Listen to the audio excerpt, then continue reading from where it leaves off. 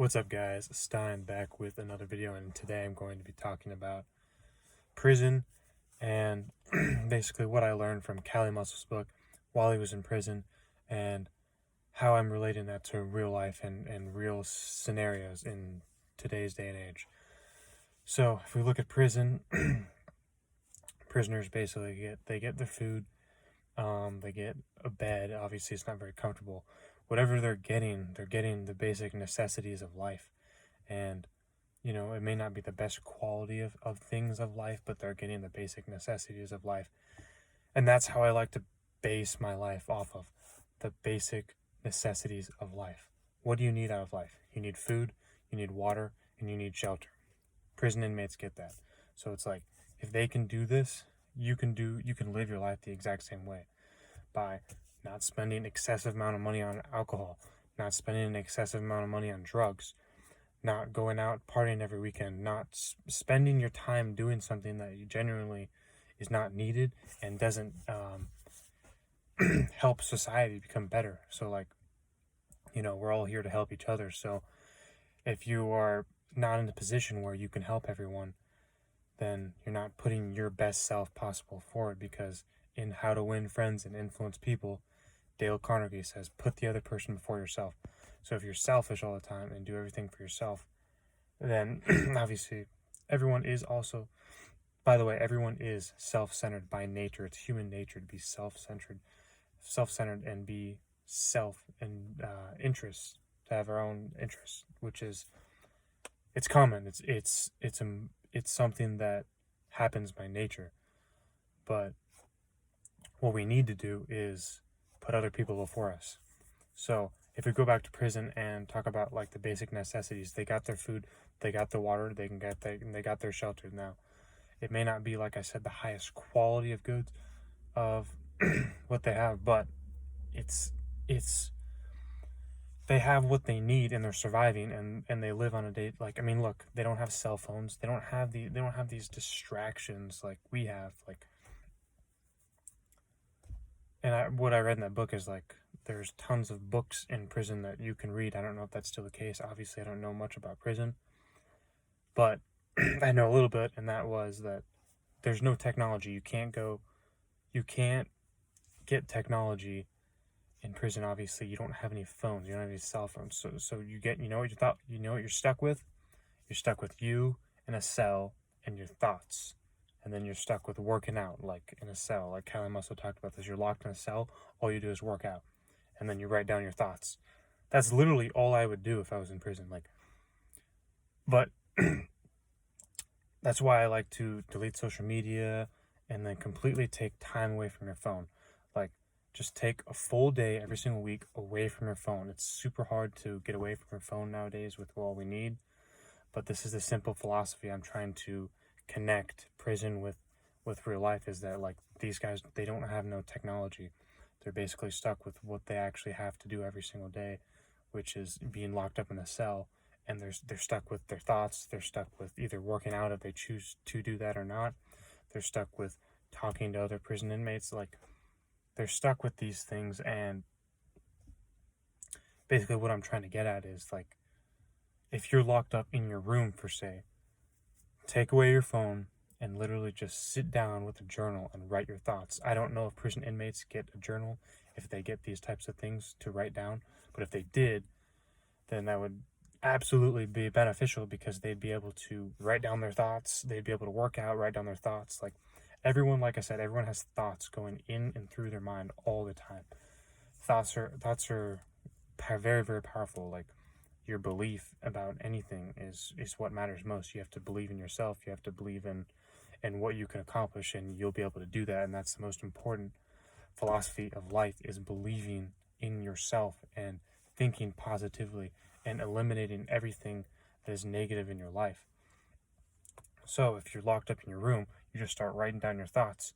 Like, sooner or later, you will get new ideas. Right now I'm reading Outwitting the Devil by Napoleon Hill, and he talked about how he basically walked around a building so many times until an idea sparked.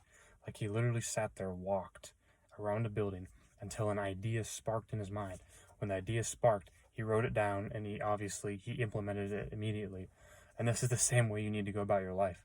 And this is why I'm so passionate about journaling and why you should be journaling every single day. You should be journaling 10 to 20 minutes every single day, just writing down your thoughts. Everyone has a massive, massive amount of thoughts that are just running wild through their brain, but we don't actually write them down because we're so busy on, oh, I got to do this, I got to do that, I got to do this. But you just need to relax and write down your thoughts. Like, relax by literally, even if you're pissed off, you can literally be pissed off and write your pissed off thoughts on paper. So it's so important. Like, it doesn't matter what you're thinking. All that matters is you write it down. Like, everyone thinks something at every moment of the day, and it doesn't matter what you're thinking, but everyone's always thinking something.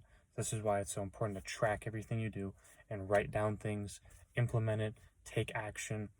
Always be writing stuff down, always be reading, always be learning, always be growing, always be working out.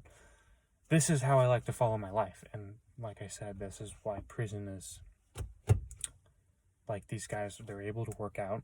I'm pretty sure they're able to get books or journals or whatever to write stuff down. Like, this is all you need. Like, this is, like, your mind is so powerful. It's literally insane. Like, how things, if you just simply read a ton of books, if you write down all your thoughts, if you work out all the time, all this sparks more creativity, all this sparks more growth, all of this sparks you becoming a better version of yourself, which in the end is what we all want.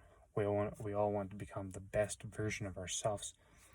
And the best way possible to do this is by doing the right things every single day.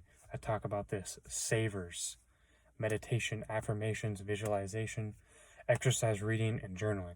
If you do these 5 things every single day, you will become the best version of yourself by simply doing these small tasks that add up over time that are going to get you to your best self possible. Like, prison inmates can do this because you don't need a cell phone for this. You don't need any of that. You need a piece of paper. You need your thoughts. You need just you and yourself focusing, concentrating, sitting down, being and not sitting down when you're working out, obviously, but like, what I'm saying is you just need you. You is all you need. You is all you need. You need to become the best version of yourself.